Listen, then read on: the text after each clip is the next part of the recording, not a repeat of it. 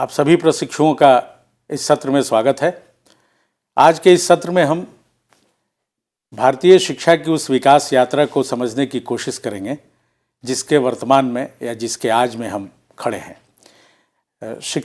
भारतीय शिक्षा की उत्पत्ति विषय पर हमारे साथ चर्चा के लिए आज विश्व भारती शांति निकेतन के शिक्षा संकाय के सहाचार्य डॉक्टर आशीष श्रीवास्तव जी हैं। आपका सबकी ओर से हार्दिक स्वागत, अभिनंदन।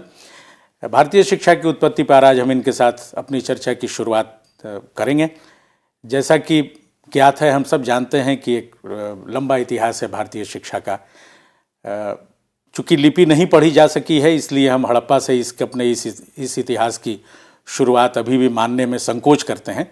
लेकिन यदि अनुमान लगाएं तो हमारा इतिहास हड़प्पा के उस अनलिखे बल्कि लिखे हुए इतिहास कहिए, जहाँ पकी हुई ईंटें हैं, ढकी हुई नालियाँ हैं, तांबे और टीन के मिश्रण से कांसा है, लोथल में बंदरगाह है, 16 का गुनज है, बच्चों के खिलौने खुदाई में मिलते हैं। ऐसी चीज़ें इस बात की गवाह हैं कि भारत में शिक्षा की शुरुआत वैदिक काल के पहले से ही होती है। हम आज जिस विषय पर अपनी चर्चा केंद्रित करेंगे वह आधुनिक भारतीय शिक्षा के संदर्भ में अधिक होगा। आशीष जी से अब आग्रह है कि वे इस विषय पर अपनी चर्चा की शुरुआत करें। एक बार फिर से आपका बहुत बहुत स्वागत, अभिनंदन। धन्यवाद प्रोफेसर त्रिपाठी। आपने मेरे मन की बात कही, क्योंकि जब ये विषय मुझे मिला तो मेरे मन में कुछ उथल पुथल थी कि भारतीय शिक्षा की उत्पत्ति की बात कर रहे हैं हम या आधुनिक भारतीय शिक्षा की उत्पत्ति की बात कर रहे हैं।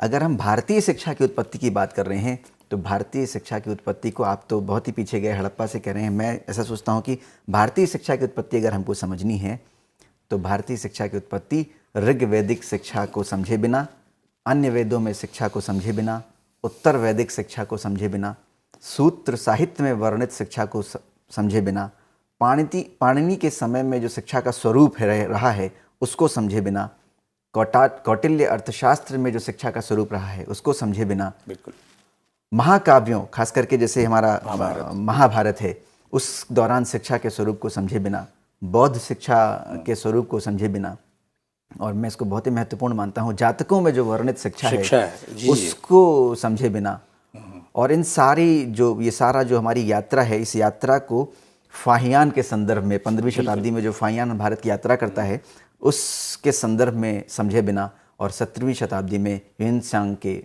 संदर्भ में इसको समझे बिना आगे नहीं बढ़ा जा सकता। और भारतीय शिक्षा की उत्पत्ति को समझना है तो विश्वविद्यालयों जैसे नालंदा, वल्लभी, विक्रमशिला, जगदाला, उदंतपुरी, मिथिला, नादिया में जो शिक्षा का स्वरूप और प्रारूप रहा है इसको समझना ज़रूरी होगा। लेकिन जितना मैं समझ पाया, मुझे लगता है कि भारतीय शिक्षा की इस उत्पत्ति का संदर्भ यहाँ नहीं है, और इसीलिए मैंने आधुनिक भारतीय शिक्षा जो है, जो आज हमारी शिक्षा है, इसकी उत्पत्ति की शायद ये बात समझने की कोशिश कर रहे हैं।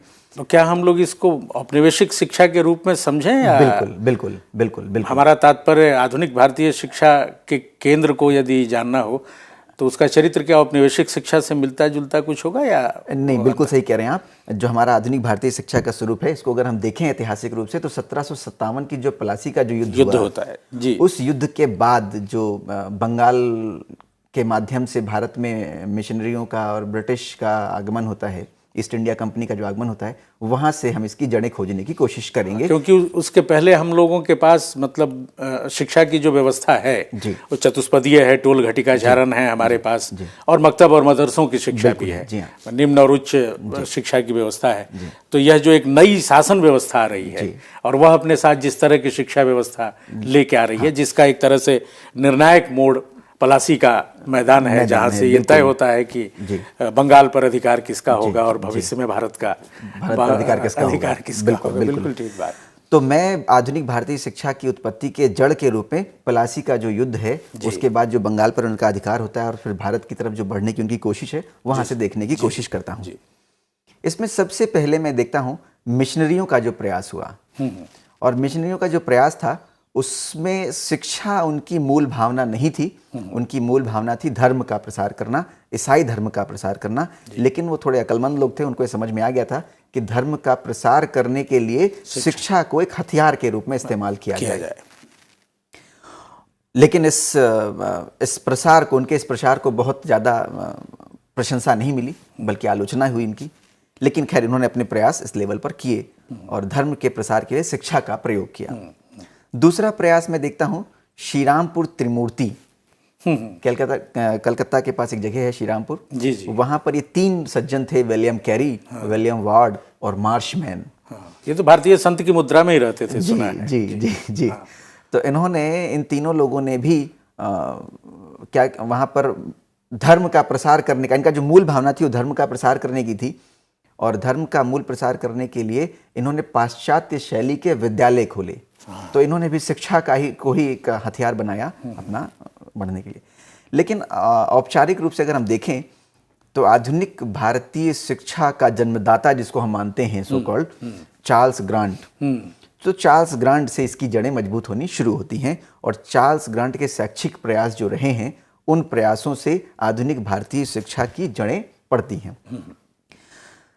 चार्ल्स ग्रांट ने पंचसूत्रीय योजना अपनी प्रतिपादित की थी और इसकी पंचसूत्रीय जो योजना थी, उस पंचसूत्रीय योजना में विद्यालयों की स्थापना करना पहली योजना थी, अंग्रेजी माध्यम शिक्षा का माध्यम हो, ये उसकी दूसरी योजना थी, अंग्रेजी साहित्य का प्रचार और प्रसार किया जाए, ये उसकी तीसरी योजना थी, और उसका चौथा जो योजना थी वो यह थी कि पाश्चात्य ज्ञान और विज्ञान का विकास भारत की जमीन पर किया जाए। और इसके अलावा जो उसकी जो मूल भावना थी, वो भी जो उसके पिछले जो लोग थे उनसे अलग नहीं थी, ईसाई धर्म का प्रसार करना भी उसकी मूल भावना थी।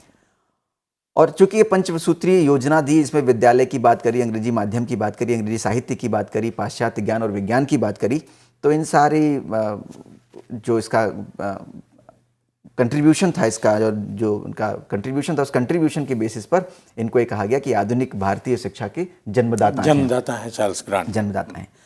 और सच बात ये थी कि ब्रिटिश शासन जो था उस समय का, वो चार्ल्स ग्रांट के जो ये शैक्षिक प्रयास और जिनकी योजना थी उनसे बहुत ज़्यादा प्रभावित हुआ और उसको लगा कि नहीं, ये ठीक है, और अगर भारत पर अपना लंबा शासन करना है और भारत को अपने कब्जे में रखना है तो चार्ल्स ग्रांट का जो सलाह है उस पर अमल किया जाना चाहिए। और इस बात को आगे बढ़ाते हुए 1813 का आज्ञा पत्र आता है। 1813 का जो आज्ञा पत्र है वो चार्ल्स ग्रांट की नीतियों का एक तरह का विस्तार है। और इसमें जो मैं यहाँ पर जो चर्चा है वो ये है कि धारा 43 रखी उन्होंने एक आज्ञा पत्र में, और धारा 43 में कहा गया कि भारतीय शिक्षा की व्यवस्था करने के लिए 1 लाख रुपए का प्राविधान किया जाएगा। लेकिन अतिरिक्त आय से यह भी था कि यदि अतिरिक्त आय होती है तो उसमें से 1 लाख रुपए का प्रावधान हम भारतीय शिक्षा के लिए और भारतीय ज्ञान विज्ञान के विकास के लिए करेंगे। जो मतलब एक तरह से विवाद का मुद्दा भी बना, जहां से प्राच्य पाश्चात्य विवाद की शुरुआत मानी जाती है। जी बिल्कुल बिल्कुल।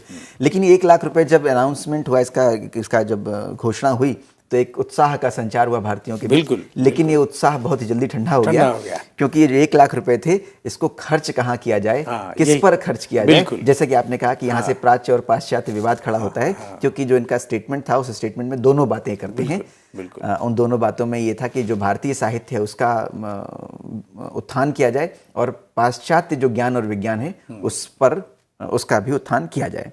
लेकिन नीति के अभाव से विवाद पैदा हुआ और इस विवाद से बहुत बड़ा विवाद निकला जिसको हम प्राच्य और पाश्चात्य विवाद के नाम से जानते हैं। मतलब ये था कि हम अपना जो है वो पढ़ें या उनका पढ़ें जो हमारे शासक हैं। ये प्राच्य पाश्चात्य विवाद को हम सामान्य ढंग से ऐसे समझ सकते हैं कि ये तय करना था कि हम जो पढ़ रहे थे या जो पढ़ते हुए आ रहे थे इसी को आगे जारी रखें या उनका जो कुछ है उसको महत्वपूर्ण मानते हुए उसे पढ़ें। लेकिन वो शासक थे हमारे, ईस्ट इंडिया कंपनी का शासन था उस समय, और ये विवाद भी ईस्ट इंडिया कंपनी के भीतर ही होता है। उन्हीं के यहाँ जो कार्यरत लोग हैं, आप 1815-13 के चार्टर पर यदि देखें तो उसके भीतर ही, ईस्ट इंडिया कंपनी के भीतर ही ये दोनों दल है।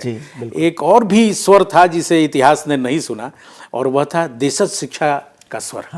कुछ ऐसे भी लोग थे जिन्होंने कहा कि इस देश में तो अपनी प्रणाली है पूरी की पूरी, जिसको सुरक्षित रखना चाहिए। आगे आप शायद जिसकी चर्चा करेंगे, एडम्स रिपोर्ट की चर्चा 1823 से लेकर और 33 तक जो बिहार बंगाल उड़ीसा में उन्होंने किया और पाया कि यहाँ हर 1 से 15 विद्यार्थी पर एक शिक्षक जी। और लगभग 1 लाख विद्यालय थे जी। तो देशज व्यवस्था एक थी हमारे यहाँ। हमारी लेकिन यहाँ से जो शुरुआत होती है 13 से 23 तक का काल, फिर 33 का काल, फिर मैकाले का आना बड़ा महत्वपूर्ण है। तो जो हमारी जो उपलब्ध साहित्य है उसमें 1813 के बाद का जो काल है, उस काल को एक तरह से हटा दिया गया है और मैकाले को ही सीधे हम मानते हैं। बिल्कुल ठीक बात है। और 1834 में मैकाले भारत आता है, एक विधि विशेषज्ञ के रूप में, विधि सदस्य के रूप में आता है। और मैकाले को ये जिम्मेदारी दी जाती है कि वो जो 1813 में जो धारा 43 है उसका अध्ययन करे और उस पर उसकी क्या राय है, उस राय को वो हमारे साथ शेयर करें। सही बात। मैकाले ने धारा 43 का अध्ययन किया और मैकाले बहुत ही चतुर और विद्वान भी और अपने विषय से प्रेम करने वाला। ये समझना चाहिए, आज जब हम जिस समय में बैठे हैं हमें ये मानना चाहिए कि मैकाले अपने विषय से, वो अंग्रेजी का विद्वान था जी, तो इसलिए अपने विषय से प्रेम करता था और वो चाहता था कि उसका विषय आगे बढ़े। बिल्कुल। और सत्ता वर्ग का प्रतिनिधि था वो जी। और अपने विषय के प्रति प्रेम करता था, अपने विषय को उसने आगे बढ़ाया। और मैकाले को ऐसे समझने की जरूरत है। बिल्कुल सही कह रहे हैं आप।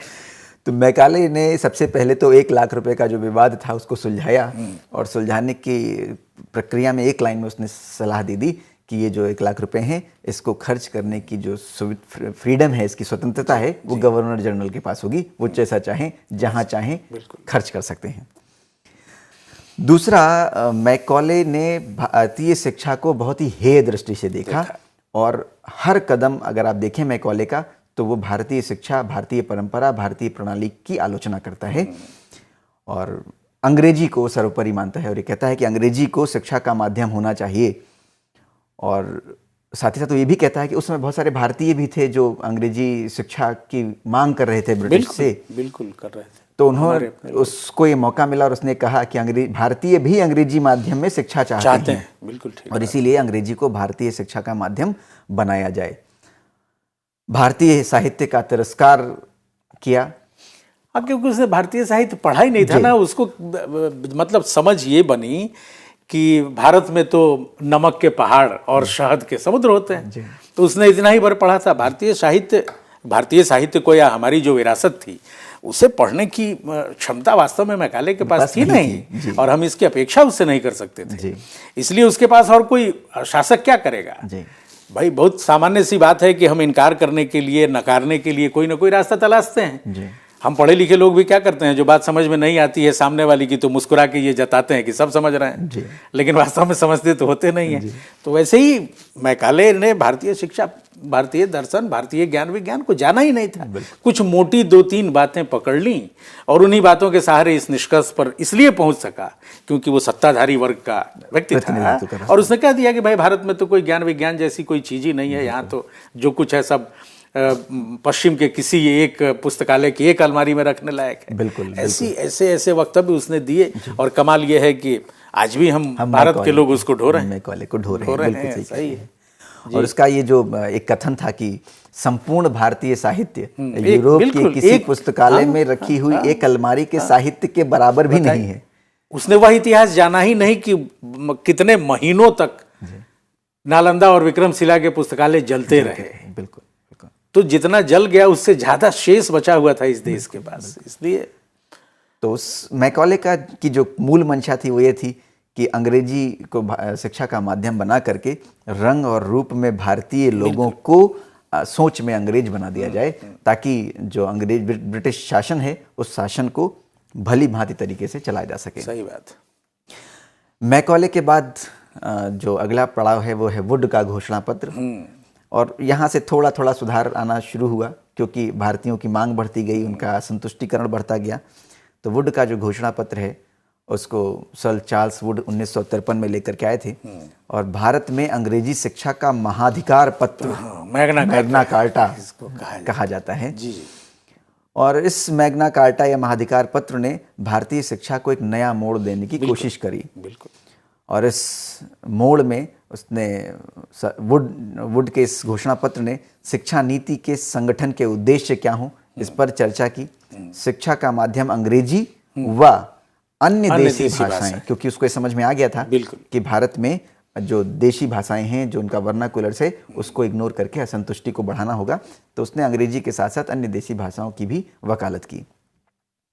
इसके अलावा सहायता अनुदान प्रणाली पर चर्चा हुई इस घोषणा पत्र में। सरकारी संस्थाओं में स्वैच्छिक धार्मिक शिक्षा, क्योंकि उसको समझ में आ गया था कि धर्म को लेकर के भारत में यहाँ छेड़छाड़ करना उचित नहीं है, इसलिए उसने सरकारी संस्थाओं में स्वैच्छिक धार्मिक शिक्षा की वकालत अपने इस घोषणा पत्र में की। इसके अलावा इसने एक बात पर बल दिया जो कि आज भी हम उस पर बल दे रहे हैं, अध्यापकों का प्रशिक्षण। अब उनकी जो मंशा और फ्रेम होगा वो तो डिफरेंट होगा निश्चित रूप से, लेकिन अध्यापकों के प्रशिक्षण पर उसका बल रहा। महिलाओं की शिक्षा के लिए उसने वकालत की, बिल्कुल, और विश्वविद्यालयों की स्थापना पर जोर दिया। ये एक नई बात थी, और मुझे लगता है कि शायद वुड के घोषणा पत्र का रिजल्ट ही था मुंबई, कलकत्ता और मद्रास में की जो 3 विश्वविद्यालय आए। लेकिन ये विश्वविद्यालय भारतीय तर्ज पर नहीं थे। नहीं, यहाँ बिल्कुल, क्योंकि भारत के जो प्राचीन विश्वविद्यालय थे वो अध्ययन अध्यापन के केंद्र थे, लेकिन लंदन विश्वविद्यालय जो था वो सिर्फ परीक्षाएं संचालित करने वाला विश्वविद्यालय था। बिल्कुल। तो आरंभ में आया हुआ कलकत्ता विश्वविद्यालय हो या मद्रास विश्वविद्यालय हो या मुंबई विश्वविद्यालय हो, ये तीनों ही विश्वविद्यालय सिर्फ परीक्षा संचालित करने वाले विश्वविद्यालय की एजेंसी बन गई है। और 2 चीजें और इसने स्थिर कर दी एक तरह से भारतीय शिक्षा में उस डिस्पैच ने, कि एक तो भारतीय शिक्षा का स्तरीकरण किया जी, वो प्राथमिक माध्यमिक कॉलेज और विश्वविद्यालय वाला, और अनुदान सहायता अनुदान प्रणाली की एक बात, दो बातें कि 90 पैसा तुम्हारा 10 पैसा मेरा जी।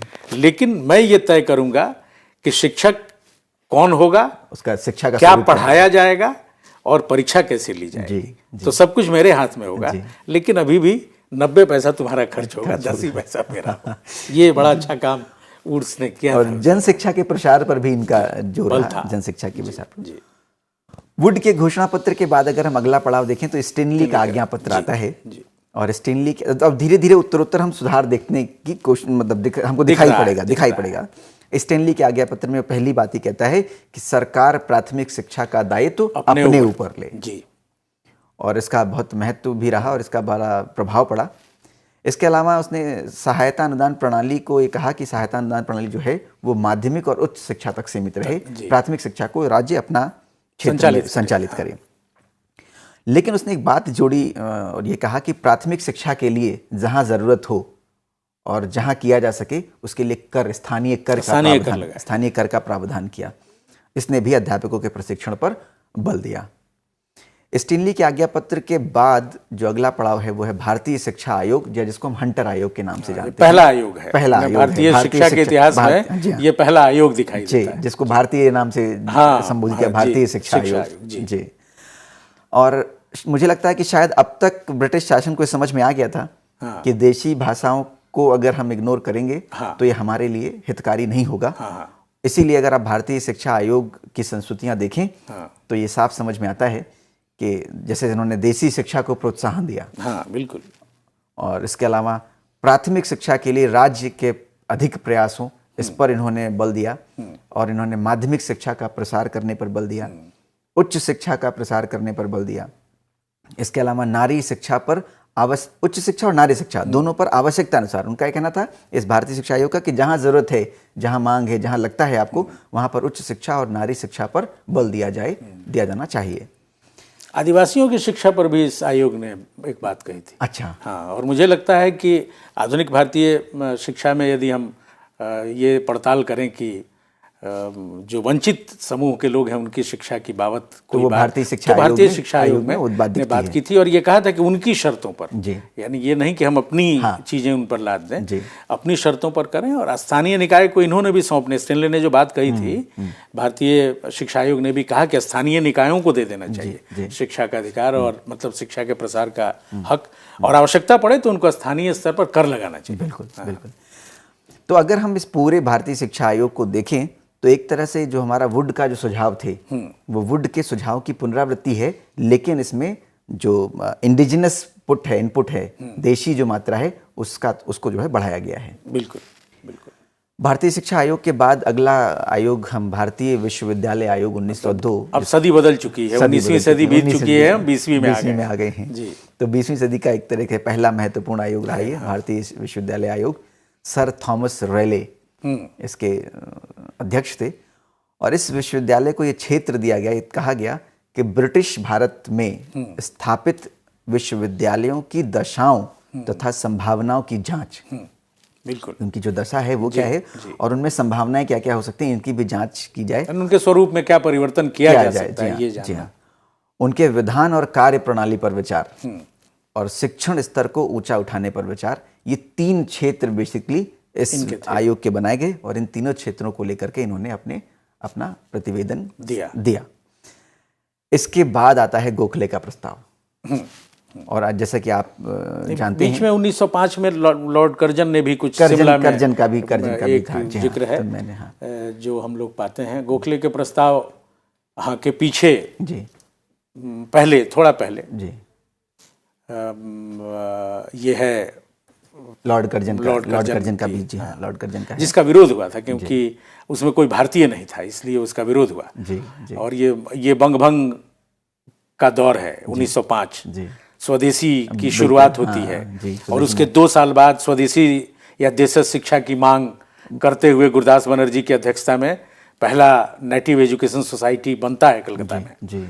तो उसके बाद फिर गोखले का प्रसंग है जी। तो जो गोखले का प्रस्ताव है, ये अगर हम देखें तो शिक्षा का अधिकार अधिनियम जो हमारा 2009 आया है, हाँ। इसकी जड़ें अगर हम देखें बिल्कुल तो वो गोखले में जाती हैं, पूरे 100 साल बाद। हाँ जी, पूरे 100 साल बाद गोखले में जाती हैं। और गोखले जो है वो बड़ौदा के महाराज सियाजी राव गायकवाड़ से प्रभावित थे, जी। जिन्होंने अपने स्टेट में कंपलसरी एजुकेशन जो है वो लागू किया था। और इसके आधार पर उन्होंने एक अनिवार्य प्राथमिक शिक्षा पर अपना एक बिल बनाया। हालांकि दुर्भाग्यपूर्ण तरीके से बिल पास नहीं हुआ पहले अटेम्प्ट में, लेकिन फिर भी एक शुरुआत जो है वो हो चुकी थी। 10 से 12 तक उन्होंने इसके लिए संघर्ष किया। इंपीरियल लेजिस्लेटिव असेंबली में उन्होंने रखा इस प्रस्ताव को। जी बिल्कुल। इसके बाद कलकत्ता विश्वविद्यालय आयोग 1917 और 1919 के दौरान आता है और कलकत्ता विश्वविद्यालय जो स्टैब्लिश किया गया था, उस विश्वविद्यालय की दशा और दिशा की जांच करना और संबंधित समस्याओं पर रचनात्मक नीति बनाने का दायित्व तो इस आयोग के ऊपर था। और इस आयोग ने जो कुछ महत्वपूर्ण बातें कही वो ये कही कि तो इसमें इंटरमीडिएट की जो कक्षाएं हैं उसको विश्वविद्यालय से विभक्त कर दिया। और दूसरा, चूंकि कलकत्ता विश्वविद्यालय आयोग था, उसने कहा कि भारतीय भाषाओं पर बल दिया जाए और भारतीय शिक्षा व्यवस्था भारतीय भाषाओं में और खास करके मातृभाषा में प्रदान करने की कोशिश की जाए। और इसने भी नारी शिक्षा पर बल दिया। आवासीय विश्वविद्यालयों की बात भी की। 2 आवासीय विश्वविद्यालय, पटना विश्वविद्यालय और ढाका, जी, इसी अनुशंसा के आलोक में स्थापित हुए थे। सैडलर की अनुशंसा के आलोक में ही सर आशुतोष मुखर्जी इस आयोग के सदस्य थे। जी। इसके बाद अगर हम देखें तो राष्ट्रीय शिक्षा आंदोलन ने गति पकड़ ली जी, जो 1920 से 1922 का एक काल था। और यहाँ पर इस आंदोलन के बाद बहुत ही मुखर रूप से मांग की गई कि शिक्षा पर भारतीय नियंत्रण होना चाहिए। ये मेरा ख्याल है पहला एक ऐसा फोरम था जहाँ पर ये बात बहुत ही मुखर रूप से बाहर आई कि शिक्षा पर भारतीय नियंत्रण हो। और यही नहीं, इसके बाद इन्होंने कहा कि मातृभूमि प्रेम का शिक्षण जो है वो, भारत की जो शिक्षण प्रक्रिया है उसमें मातृभूमि प्रेम के लिए शिक्षण की व्यवस्था की जानी चाहिए। और जो तीसरी बात इन्होंने कही और कहने की हिम्मत रखी उस समय वो ये कि पाश्चात्य की अंधी नकल नहीं की जानी चाहिए। और भारत के अस्तित्व, भारत का जो इतिहास है, भारत का जो काल है, भारत की जो गौरव गाथा है, उसकी जो विरासत है, उसको, उस विरासत को ध्यान में रखते हुए शिक्षा व्यवस्था का आयोजन किया जाए। इसके बाद आता है हर्टोग समिति।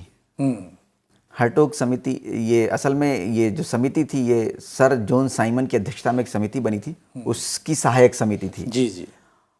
और 1929 आते आते, क्योंकि 1920-22 में जो राष्ट्रीय शिक्षा आंदोलन हुआ, इस आंदोलन के बाद जो असंतुष्टिकरण था, असंतुष्टि का जो लेवल था, स्तर था, वो बहुत ज़्यादा आगे हो रहा था। तो इस कमेटी का जो गठन था उसके पीछे पूरी भावना यही थी कि जो भारतीयों में जो असंतुष्टि है उस असंतुष्टि को कैसे दूर किया जाए, क्योंकि ब्रिटिश शासन को अपने ऊपर खतरा नजर आने लगा था। बिल्कुल। तो सर जॉन साइमन की अध्यक्षता की समिति की सहायक समिति थी, उसके अध्यक्ष थे सर फिलिप हर्टोग। और उन्होंने भारतीयों की जो असंतुष्टिकरण है उसको दूर करने का प्रयास किया। और मुझे लगता है कि शायद ये पहली ऐसी समिति थी जहाँ पर शिक्षा में जो मात्रात्मकता थी उस पर बल ना दे करके गुणात्मकता पर बल दिया। बिल्कुल सही बात, गुणात्मकता पर बल दिया। और उसके बाद अगर आप देखें तो एबर्ट वुड प्रतिवेदन आता है एबट बुट प्रतिवेदन 1935 के आसपास है ये। और इसमें इसके दौरान केंद्रीय शिक्षा सलाहकार बोर्ड का पुनर्गठन किया गया। केब का। और इस दौरान, इस पूरे काल में जो शिक्षा व्यवस्था दी जा रही थी, उसके कारण बेरोजगारी बहुत ज़्यादा स्तर पर आ गई थी। तो ये जो प्रतिवेदन है, इस प्रतिवेदन में बेरोजगारी की दृष्टि से शिक्षा का पुनर्गठन, व्यावसायिक शिक्षा को इन्होंने बिल्कुल बल तो दिया। हाँ, क्योंकि शिक्षा जो है रोजगार से अगर कनेक्ट नहीं कर रही है, जोड़ नहीं रही है, तो वो ठीक नहीं है। तो बेरोजगारी की दृष्टि से शिक्षा का पुनर्गठन किया। और इसमें इनको एक और श्रेय जाता है, वो ये है कि सामान्य शिक्षा में जो स्तरीकरण हुआ था, उसको इन्होंने एक फ्रेम प्रदान किया। और सामान्य शिक्षा की जो क्षेत्र था, उसमें जो अवधि का निर्धारण था, इन्होंने 4 साल की प्राथमिक शिक्षा, 4 साल की माध्यमिक शिक्षा, 4 साल की उच्च माध्यमिक शिक्षा और 3 साल की स्नातक शिक्षा का प्राविधान इन्होंने किया था। और इस पूरे प्रतिवेदन का, जैसे कि आपने भी कहा, इस पूरे प्रतिवेदन का जो महत्वपूर्ण अंग था वो ये था कि तकनीकी और व्यावसायिक शिक्षा पर बहुत अधिक बल दिया गया, क्योंकि बेरोजगारी की समस्या को हल करने का प्रयास भी देखना था, करना था इन लोगों को। इसके बाद आता है बेसिक शिक्षा, वर्धा शिक्षा सम्मेलन। और इस सम्मेलन, वर्धा शिक्षा सम्मेलन का जो एक आकर्षण बिंदु था, वो ये बिंदु ये था कि उसमें महात्मा गांधी ने शिल्प पर आधारित बेसिक शिक्षा योजना जो थी उनकी, उसका प्रस्तुतिकरण 1937 में उन्होंने वर्धा में किया था। अभी बड़ा दुर्भाग्यपूर्ण विषय है कि बाद में हम आज़ादी के बाद इस शिक्षा के स्वरूप को अपने देश में नहीं इम्प्लीमेंट कर पाए, और शायद उसके परिणाम भी हम देख रहे हैं कि 70 साल के बाद भी हम गोल गोल सी भूमिका में ही हैं। और फिर वर्धा सम्मेलन के बाद हम सार्जेंट योजना देखते हैं। सार्जेंट योजना में द्वितीय विश्व युद्ध के बाद की जो परिस्थितियां हैं, उन परिस्थितियों के अनुरूप शैक्षिक पुनर्निर्माण के लिए केंद्रीय शिक्षा सलाहकार बोर्ड ने एक योजना बनाई, क्योंकि द्वितीय विश्व युद्ध के बाद पूरी परिस्थितियां बदल गई। तो उन परिस्थितियों को ध्यान में रखते हुए शैक्षिक पुनर्निर्माण के लिए जो ये योजना बनी, इसको सार्जेंट योजना के नाम से हम जानते हैं। और ये जो सारी जो प्रक्रिया आ रही है, इस सारी प्रक्रिया से आधुनिक भारतीय शिक्षा जो हमारी है भी, इसको कहीं ना कहीं एक दिशा और दशा मतलब इन्होंने, सार्जेंट ने उत्तरोत्तर, मतलब युद्धोत्तर, युद्ध के बाद के 40 वर्षों को ध्यान में रखकर और एक शिक्षा योजना प्रस्तुत की। हो सकता है कि तब ये बहुत साफ नहीं था कि भारत अगले 3 साल के बाद आज़ाद होने वाला है, क्योंकि जो बुनियादी शिक्षा की संकल्पना थी, गांधी की वर्धा योजना, डॉक्टर जाकिर हुसैन की अध्यक्षता में जो रिपोर्ट आई थी, जिन राज्यों में कांग्रेस की सरकार थी उसे वहाँ लागू किया गया था। और पहले का भी अनुभव था। महात्मा गांधी के पास 2 विद्यालयीय अनुभव थे। मतलब यदि आप अफ्रीका के टॉल्स्टॉय फार्म के उनके अनुभव को छोड़ दें, तब भी 1917 में उनके किए 2 प्रयोग, जिसे हम सीधे बुनियादी शिक्षा नहीं कह सकते, चाहे वो पूर्वी चंपारण बिहार का बड़हरवा लखनसेन का उनका केंद्र हो, या भितिहरवा पश्चिमी चंपारण का केंद्र हो। इन दोनों स्थानों पर कौशल प्रधान था। मतलब वो इसमें विश्वास रखते थे कि सीखने का या जानने का माध्यम किसी न किसी कौशल को बनाया जाना चाहिए। फिर 1921 में जब असहयोग आंदोलन चलता है, शुरू होता है, तो उस समय एक बहुत महत्वपूर्ण बात कही गई थी कि आप सरकारी संस्थाओं का विरोध कीजिए। लेकिन यह समझ तब के लोगों को थी कि यदि बच्चे या पढ़ने वाले विरोध करते हैं तो जाएंगे कहाँ, तो उनकी पढ़ाई बाधित न हो, इसके लिए राष्ट्रीय विद्यालयों की एक श्रृंखला तैयार की गई। और इस श्रृंखला को 3 विद्यापीठों से जोड़ा गया, गुजरात विद्यापीठ, बिहार विद्यापीठ और काशी विद्यापीठ। ये तीनों ही 1921 में बने और इनसे राष्ट्रीय विद्यालय जुड़े हुए थे। तो हमारे पास जो देशज शिक्षा का अनुभव था, वो रुक रुक के ही सही, लेकिन अपना स्वरूप बीच बीच में निखारने की कोशिश कर रहा था। और बुनियादी शिक्षा तक आते आते तो बात बहुत साफ हो चुकी थी, और सार्जेंट ने उसकी बहुत सी अनुशंसाओं को मान लिया था। उन्होंने स्वीकार किया है उसको। और बुनियादी शिक्षा का जो केंद्र था, उसमें एक बात तो बहुत ही ठीक थी कि उस शिक्षा ने एक बार फिर से भारतीय शिक्षा की जो खोई हुई चीज़ थी, वह थी इसकी एकाग्रता और लयात्मकता। हमारी भारतीय शिक्षा की जो शक्ति थी, एकाग्रता और लयात्मकता, ये दोनों गायब थी। औपनिवेशिक शिक्षा ने बड़ी ही चालाकी के साथ इन दोनों को भंग किया जी। अब यूं कहने वाले कहते रहें कि बुनियादी शिक्षा में चरखा और तकली चला के हम आगे नहीं जा सकते थे, लेकिन देखिए चरखा और तकली एक बीम था उस सीखने का, जिसमें आप किसी भी क्षेत्र विशेष में उस क्षेत्र के सबसे मजबूत आदमी को खड़ा कर दीजिए और उस क्षेत्र के सबसे कमजोर आदमी को बिठा दीजिए और दोनों को कहिए कि भैया चरखा काटो। तो जो सबसे मजबूत आदमी है, यदि उसका ध्यान भंग हो जाता है तो चरखे की सूत टूट जाएगी। बिल्कुल सही कह रहे हैं आप। तो यानी चरखा या तकलीफ की पहली मांग है कि आप एकाग्र होइए। आधुनिक भारतीय शिक्षा में जो औपनिवेशिक शिक्षा का क्षाड़न है, इसमें ऐसे एकाग्र होने के क्षण ढूंढने पर भी नहीं मिलेंगे। बिल्कुल सही कह रहे हैं। अब जो एकाग्रता आती है वो यहाँ कहने में कठिनाई है कि जहाँ सर्वाधिक एकाग्रता आधुनिक भारतीय शिक्षा देती है वो यहाँ रेखांकन के योग्य नहीं है। और लयात्मकता, आप तकली और चरखे को चलाइए, सूत कातिए तो एक लय बद्धता है उसमें। और हमारी शिक्षा तो लयात्मक रही ही है। बच्चों के लय के साथ जुड़ जाना, भाई क्यों हमें आज तक बचपन में बिना किसी प्रयास के पढ़े हुए 15 का पहाड़ा याद है और 17 और 19 का क्यों भूल गए? 15 वाला बहुत करीब था हमारे मन के। तो ये जो हमारी शक्ति थी, जो ताकत थी, उसमें बिल्कुल आपने ठीक कहा कि आधुनिक भारतीय शिक्षा की जो उत्पत्ति होती है उसमें हमारी जो प्राचीन एक विवाद जो खड़ा होता है उसमें हमारी विरासत, नई चीज़ों का मिलना। और आज हम एक ऐसे स्थान पर खड़े हैं जहां हमें यह तय करना है कि हम अपनी विरासत को एक बार फिर से किस तरह अपनी शिक्षा व्यवस्था में शामिल करें। यहाँ आने के लिए आपका बहुत बहुत धन्यवाद आशीष जी। और हमारे तमाम शिक्षार्थियों को आपने जो इतनी महत्वपूर्ण, बल्कि इतनी लंबी यात्रा आपने इतने आराम और आनंद से कितने कम समय में करा दिया, यह तो बड़े ही आश्चर्य की बात है और उससे हमारे शिक्षार्थियों को फ़ायदा होगा, लाभ पहुँचेगा। इसी उम्मीद और अपेक्षा के साथ आपका बहुत बहुत आभार। सबकी ओर से आप सबका धन्यवाद।